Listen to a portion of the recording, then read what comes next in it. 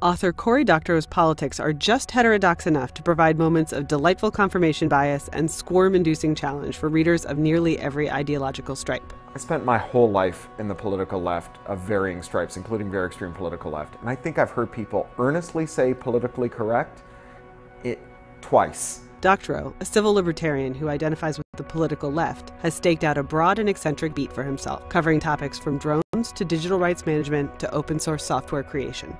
I spoke with Doctorow about his latest novel, Walkaway. We began with a question about what happens when information becomes contraband. Do you think that sort of the underlying conditions of free speech as it is associated with dubious technologies, are they getting better or worse? There is a pure free speech argument, and there's a scientific argument that just says, you know, it's not science if it's not published. You have to let people who disagree with you and who dislike you read your work and find the dumb mistakes you've made and call you an idiot for having made them. Otherwise, you just end up kidding yourself, and then, you know, your H-bomb blows up in your face, right? And atomic knowledge was the first category of knowledge that scientists weren't allowed to freely talk about, as opposed to like trade secrets, but like scientific knowledge, that knowing it was a crime. And so it's a kind of original sin of science, but there's a difference between an atomic secret and the framework for keeping that a secret, and a secret about a vulnerability in a computer system, and they're often lumped together. So I was on a holiday, family holiday. We were at like a scuba resort in the Caribbean in a little island called Roatan in Honduras, and there was this family of DC area spooks, like multi-generational, and Grandpa had been like with USAID when the tanks rolled on Hungary. He'd been in Budapest, and like all of the kids worked for undisclosed three-letter agencies. And so we're like sitting in the pool one day and talking about cyber weapons and cyber war. Like you do. On vacation. That's what I do. That's my idea of a good time. So the guy said, like, well, what about cyber weapons? Like, why shouldn't we develop cyber weapons? Why shouldn't we have cyber war? And I said, there's a difference between a secret bomb and a secret vulnerability in a computer operating system. Because if I invent the H-bomb, it may be unwise, but keeping the physics of the H-bomb a secret does not make Americans more vulnerable to atomic attack than disclosing it. Maybe it would help them at the margins build slightly better bomb shelters.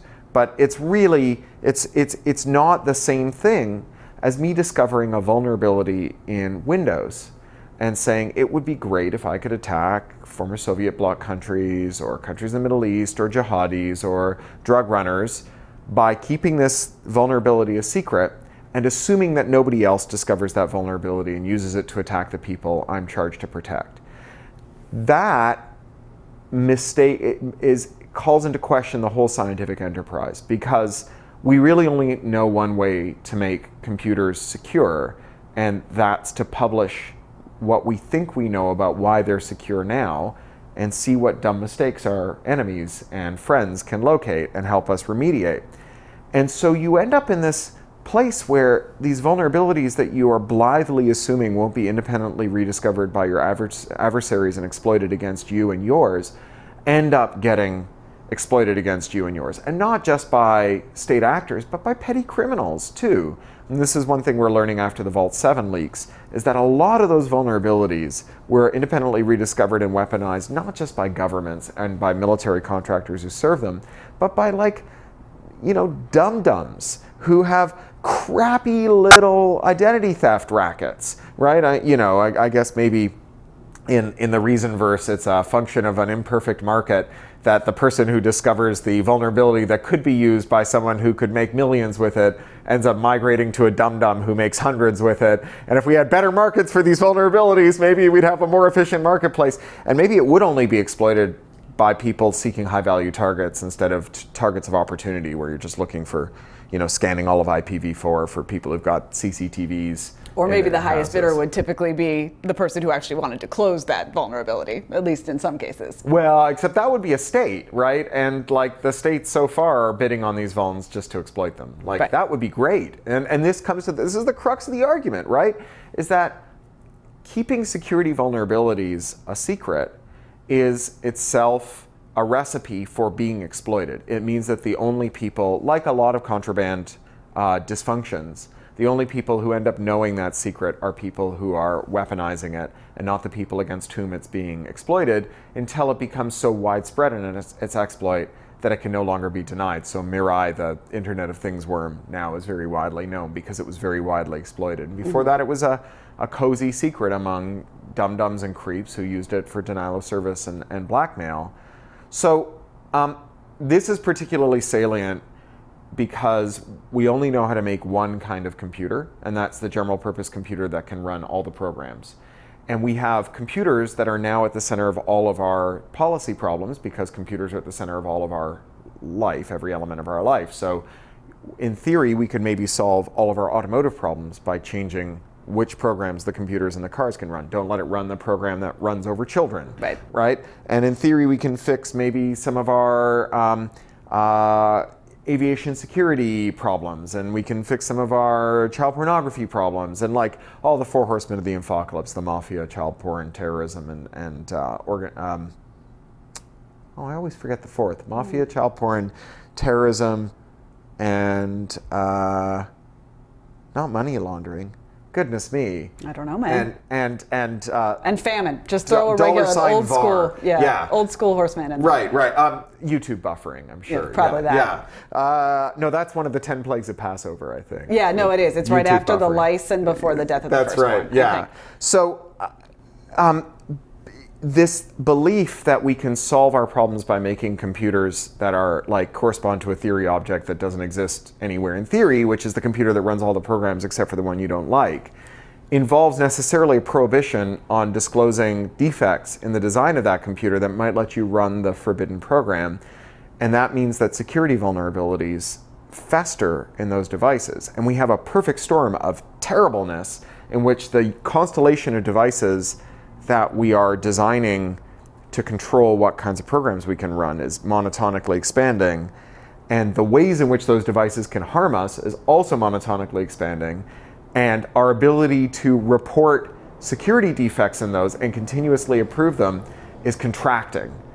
And this is catastrophic, right? And so like, I think that we can leave aside the philosophical argument about whether we should or shouldn't have free speech or what its limits are.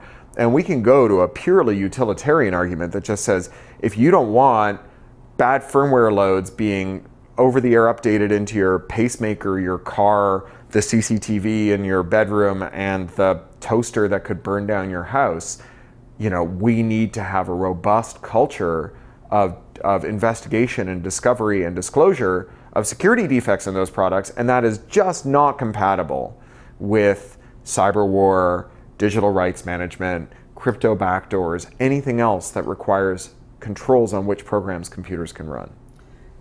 It almost sounds like something that's analogous to the problems with monocropping, right? Like there's this sort of one type of computer, it's everywhere, and we have now elaborate pesticides, and we have elaborate herbicides, and we have controls over who can plant what when, and who has the intellectual property on which seeds, but sort of on some fundamental level, the problem is just it's all this same kind of thing and therefore vulnerable to a single apocalyptic event. Is that fair, or is that overworking the analogy? I think it is a little, because although we don't know for sure what other computer architectures might exist, the only one that we've really been able to scale up and make good is this sort of Turing-complete von Neumann machine. And there are some smart people at the Media Lab where I have an appointment who think that maybe we could do other things, Unlike, say, corn, where we have already 1,000 indigenous varieties we could be using instead. This is maybe more there like, really is just the one computer, and we have to be cool with that. It's kind of like maybe we just have one physics, and if only we had lots of different physics, then nuclear bombs wouldn't always work, right?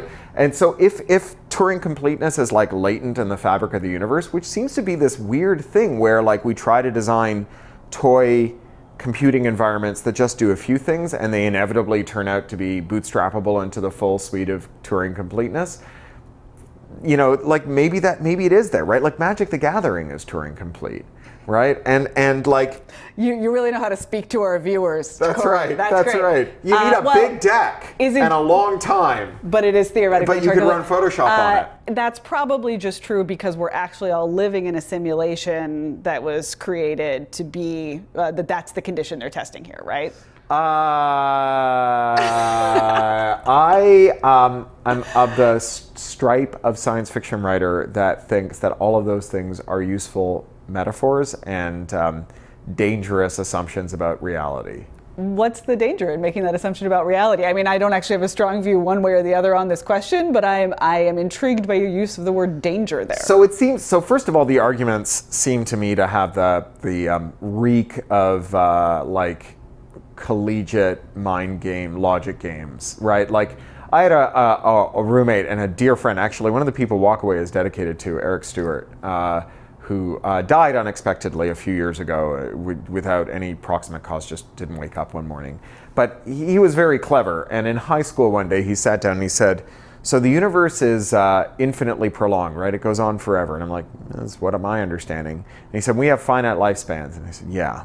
He said, anything finite divided by something infinite is zero. I was like, all right. And he said, therefore, the probability of us being alive at this moment is zero.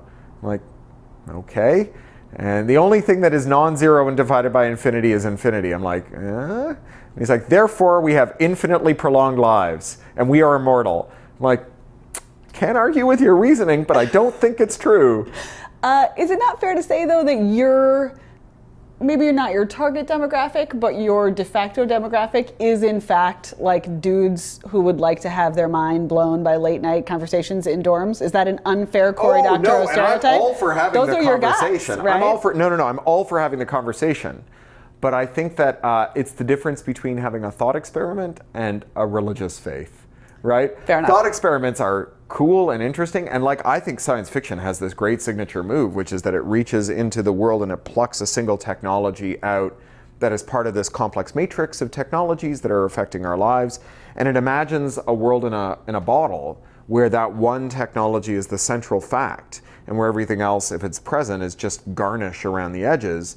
And by magnifying it in this comic way, right, this caricature way, it surfaces some of the latent emotional and moral questions around the technology that are otherwise kind of hard to tease out from that big matrix. It's like when the doctor goes and swabs your throat and then rubs it on a petri dish and leaves it for the weekend. What she looks at on Monday is not an accurate model of your body. It's a usefully inaccurate model of your body in which one thing is blown up as a diagnostic tool to let us understand it. It's the physicist imagining the perfectly spherical cow on a frictionless surface of uniform density, right? Not because we have perfectly spherical cows or frictionless surfaces or uniform density, but that's a good first approximation for testing out your ideas against. And assuming that the cow is a sphere is a useful and positive thing to do when you're writing science fiction, and maybe slightly less so in eventually this chewily weird reality. Right. I think in a lot of ways this new book is, I don't know, is it a prequel? Is it related in some way to Down and Out in the Magic Kingdom? It seems like a similar universe. Has the sort of political takeaway that you would want people to get out of those two different books, has that shifted between them at all?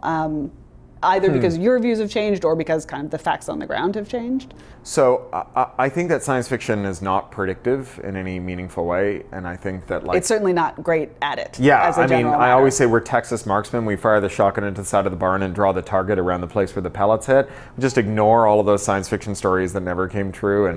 But I also think that prediction is way overrated. I like what Dante did to the fortune tellers. He put them in a pit of molten shit up to their nipples with their heads twisted around backwards, weeping into their own ass cracks for having pretended that the future was knowable, right?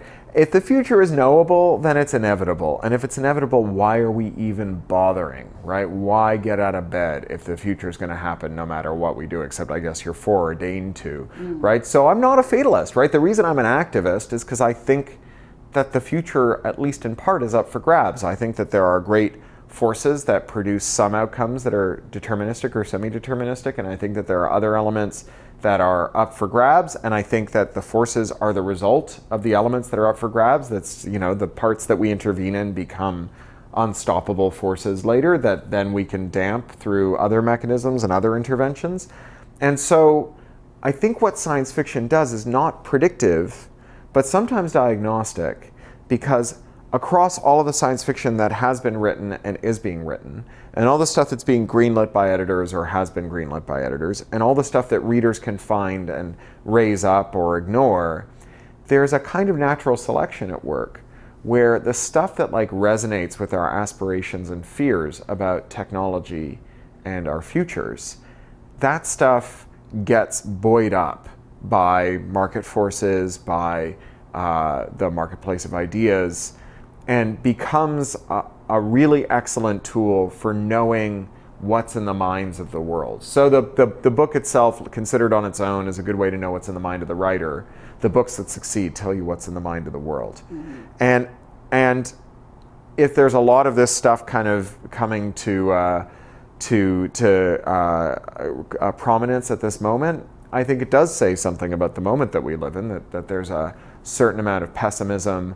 There's a fear that we are being stampeded towards mutually distrustful, internally divided future where we end up attacking each other rather than pulling together. I think even the most cynical person understands that if civilization collapses and you run for the hills, that you aren't going to be a part of rebuilding it, right? That the people who are the part of rebuilding it are the people who run to the middle and kind of get the power plant working again, reopen the hospital, and get the water filtration plant working again. And so that mood of distrust and anger, of zero-sumness, although I just read an article this morning about how zero-sum doesn't mean zero-sum, and that von Neumann has this, who coined the term, had this very specialized definition that we all use wrong, but I couldn't figure out what it was supposed to mean because it was 5 in the morning and I'd only gotten 5 hours sleep. But this notion that my gain is your loss, and that there's not enough to go around, and there's this big game of musical chairs, and the chairs are being removed at speed, is a theme in a lot of the science fiction that's prominent right now. So Walkaway is in some ways a prequel to Down and Out in the Magic Kingdom. I certainly reread Down and Out in the Magic Kingdom with a pen and a highlighter and some Post-its, and made tons of notes before I started work on Walkaway, and I have a whole file of themes that I wanted to pick up. Some of that is understanding that I've come to in the 15 plus years since I wrote it, and some of it is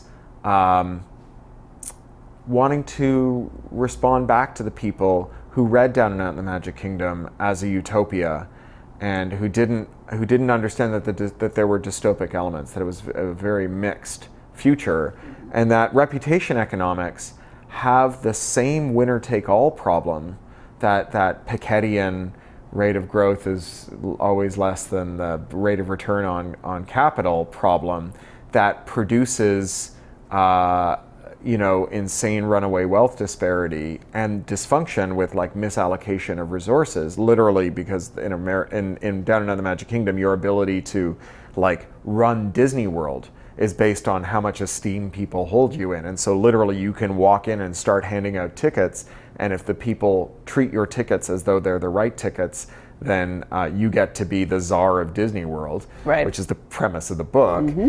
And so you get these crazy resource misallocations, get all these other problems, and that it's papered over with meritocracy, which I'm sure you know was coined as a satirical term to describe the delusion that the reason that you have so much and everyone else has so little is because you're better than them, right?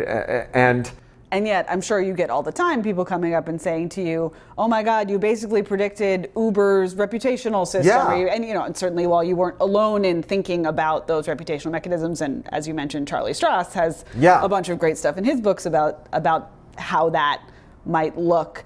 Well, and I stole it from Slashdot Karma.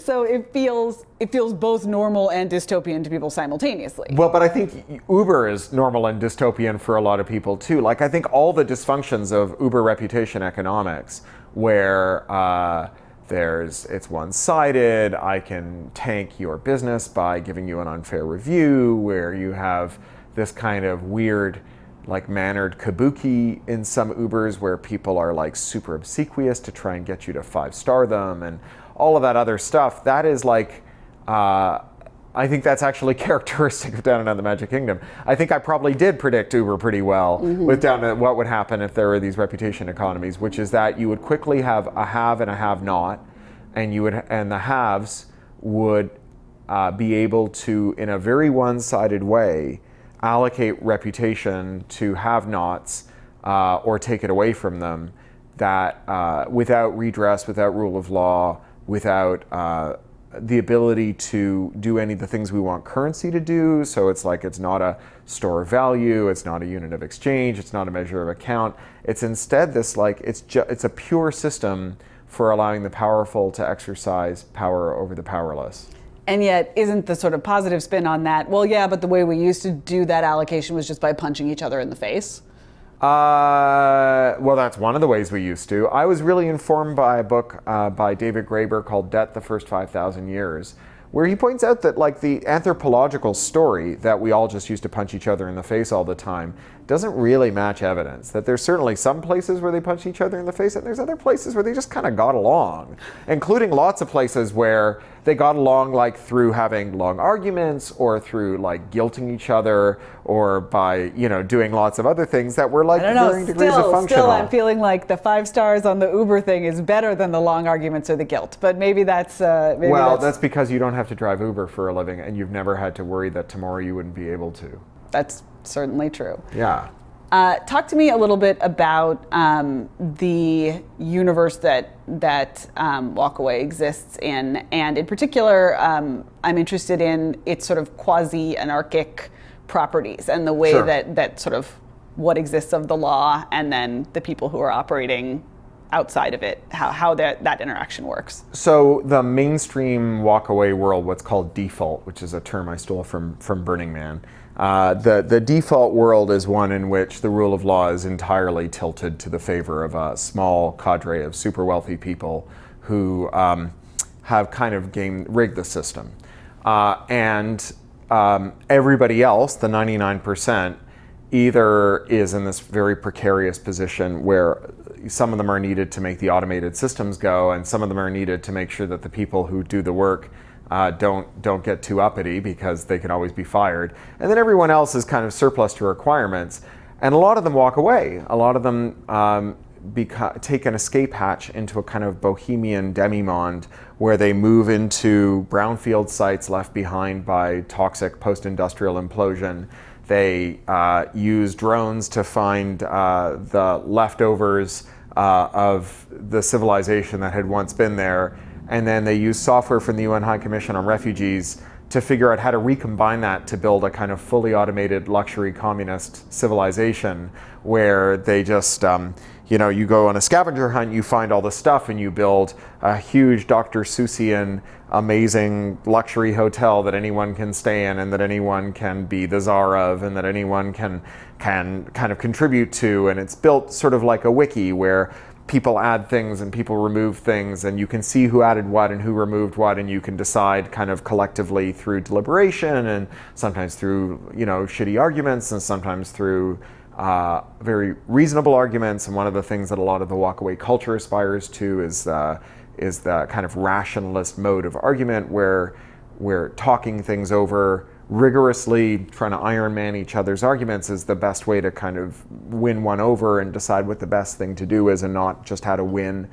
And it's pretty stable because it turns out the default doesn't mind having an escape hatch. And, bohemias are cute, right? I mean, there's a reason that like loads of fast fashion places send their designers to Burning Man to make notes on what to knock off for the runway next year, because bohemias are a cool thing to mine. It's, grunge went from like, Seattle's seedy underground to like Sears in 6 months, right? And so bohemias are cute, they're living labs. But then a group of scientists who've been working in default, figuring out the secrets of practical immortality for the super rich, decide that they don't really want to be complicit in helping the human race speciate into these like infinitely prolonged godlike humans. And the rest of us who are just mayflies, we're receding in their rearview mirror. So they engage in a kind of Promethean act. They steal the secrets of immortality, which they, after all, discovered, bring them to the rest of us, and then the super rich realize that they're going to have to spend the rest of eternity with people they think of as being unworthy,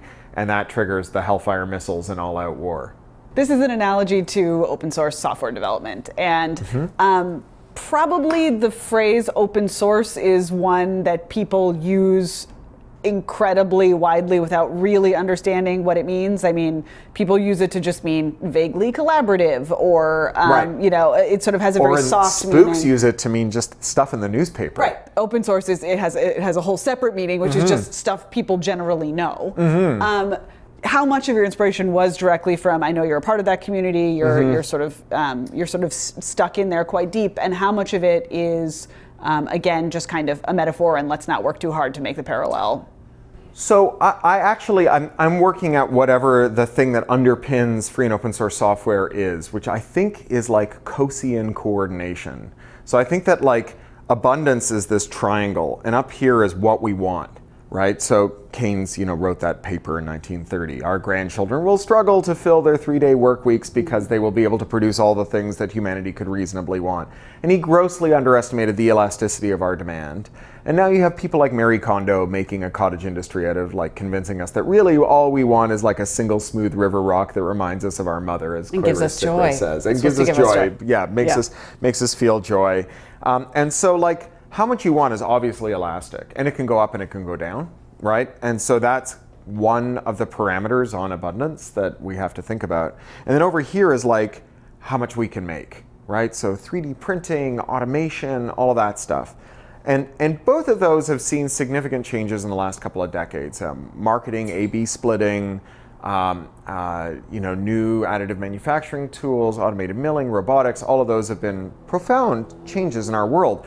But all of the real action is over in this other corner, which is in logistics. And then that's like getting the stuff that people want to the people who want it after you've made it, and figuring out how to remake it, and figuring out what happens to it when we're done with it.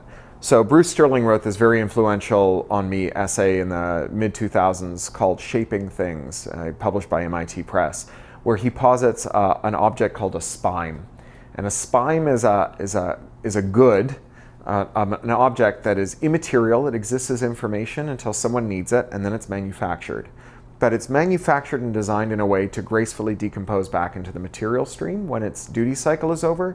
And it's manufactured in a way so that its use generates data about its efficacy and ways that it can be improved, so that every time it's made it's better. And spimes are a really provocative answer to the question of like, how we can realize the Promethean project of both the heterodox right and the heterodox left, the letting every peasant live like a lord, as opposed to insisting either on the left that every lord should be made to live like a peasant, or on the right that lords and peasants are an inevitable fact of the world, and there'll always be lords and always be peasants. Maybe we incentivize people by having that difference.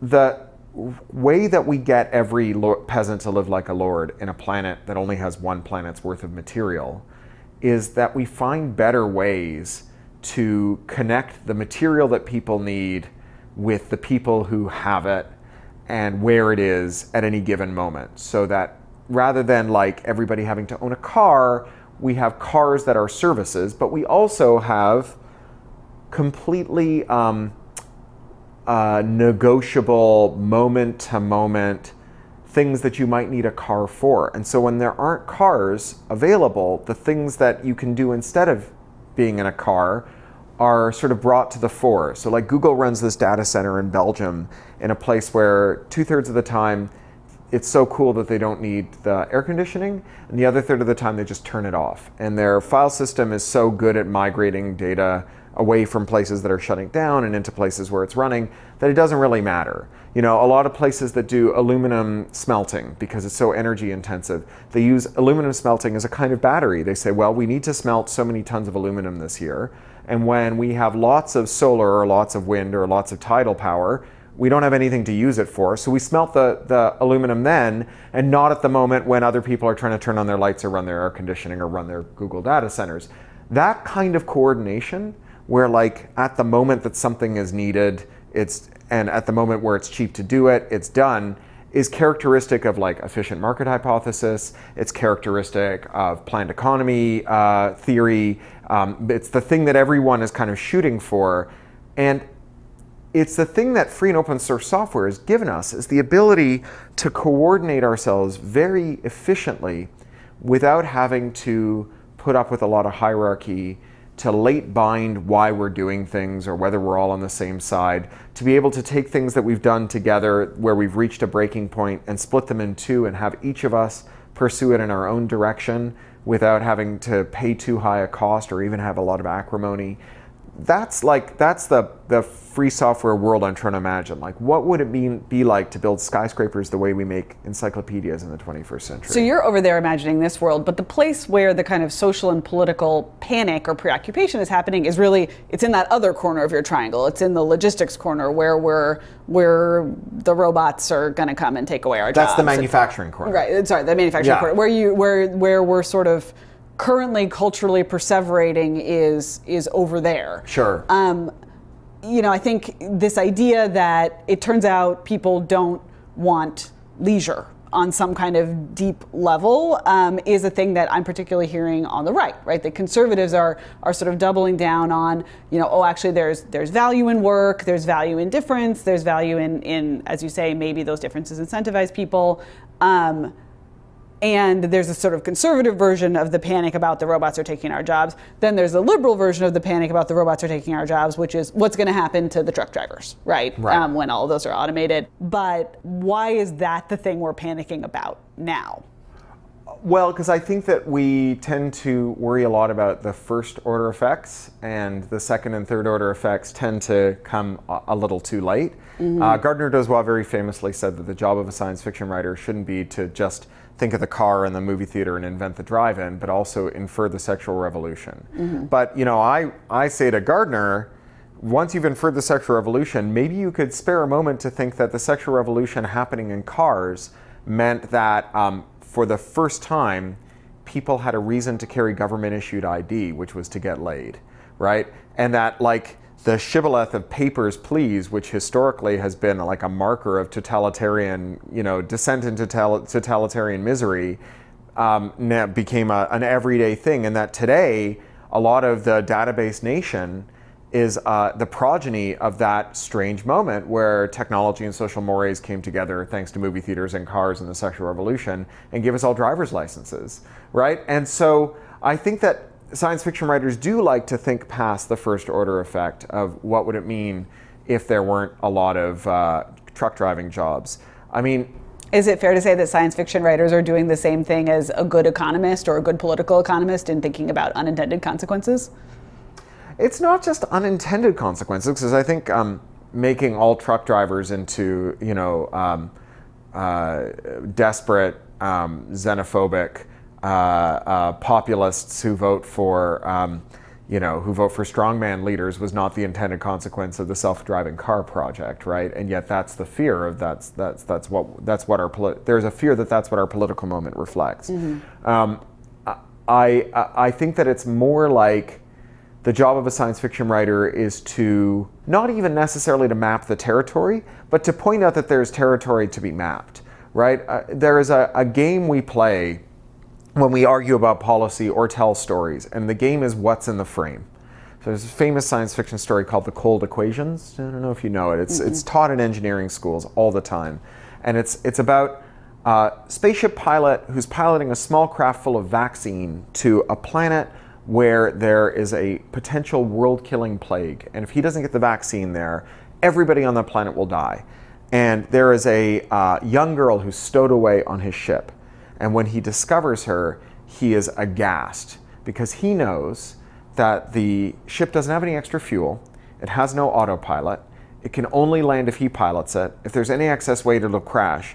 And without all of that, everybody on the planet will die, and that's why he has to shove that girl out the airlock. And they spend 15 pages trying to figure out why they don't have to shove her out the airlock, and then he shoves her out the airlock. Just sounds like a sexier version of the trolley problem, right? It is. It's just another sexy version of the trolley problem.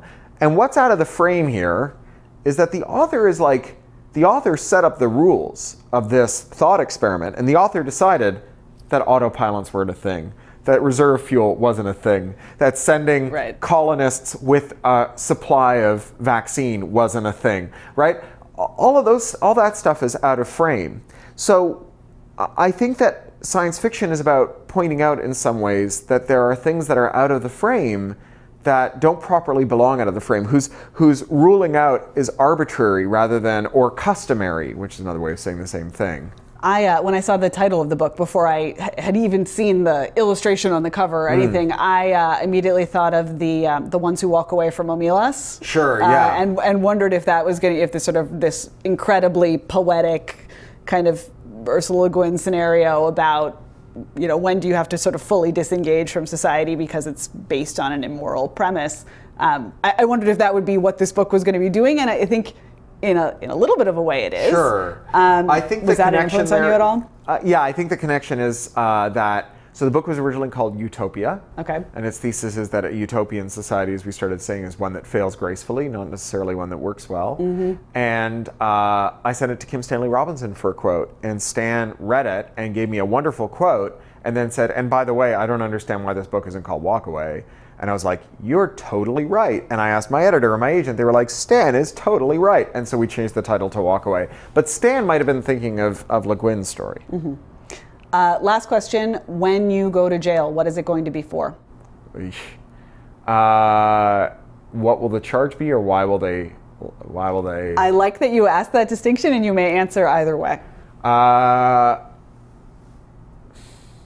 So, I have lots of different kinds of privilege that I think has kept me reasonably out of harm's way. Not just being like a white middle-class articulate dude with 500,000 Twitter followers, but also like working at a civil liberties law firm filled with lawyers whose numbers I write on my arm before I cross borders, Mm-hmm.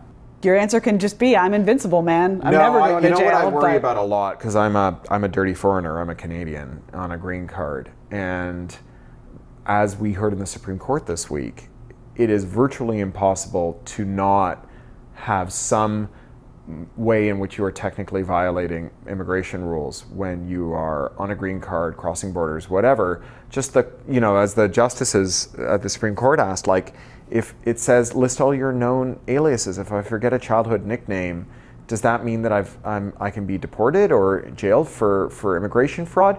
And the state's position was yes. That is, regardless of whether or not the omission is material, the act of omission itself violates the statute and qualifies you. And given the highly arbitrary nature of borders and the very deep antipathy towards the people who cross them from many of the people whose job it is to inspect those people who cross them, that's the place where I have the most worry. I really do worry a lot about that, because I cross the border all the time. And I worry that, I don't know what I would do if I were required to decrypt my devices. I have a certain amount of purging I do before I cross borders to be able to decrypt my devices if I'm made to. But then, there's this whole unknown area, which is what about making you log into your cloud services? And if you don't have the password, what about calling the people who have the password and saying, Mr. Doctorow doesn't get out of immigration detention until you give us the password to his thing that he's left with you for safekeeping to change, and then give to him so he can change it back when he gets out of immigration detention. Those are all things, those are unknown unknowns, right? It's a complete black hole.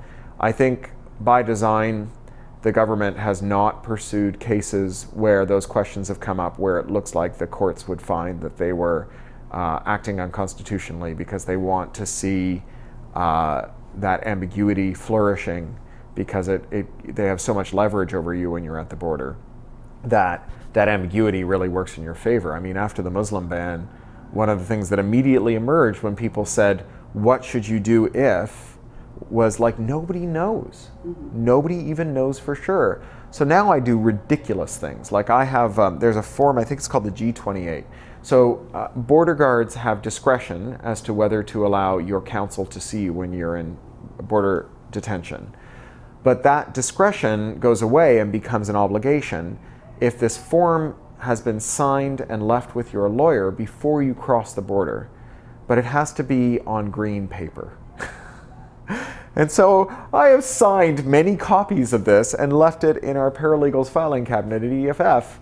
And I always let a lawyer know before I cross, and I always let them know when I'm on the other side, and I hope that they check their phone, and if they see that many hours have gone by and they haven't heard from me, they try and call me, and if they don't hear from me again, they go and they get one of these green forms. I bought a ream of green paper to print these green forms, and they bring it down to the border to see if that's where I am. That's maybe advice for all of our viewers here. I don't know. Yeah, work at a law firm. On retainer, and then a lot of green paper. Yeah, and a lot of green paper, ream of green paper. I have some leftovers. My kid drew on a lot of it, but I still have some leftovers. Thank you very much, Cory Doctorow, for talking to us about your new novel, Walkaway. My pleasure. For Reason, I'm Catherine Mangu-Ward.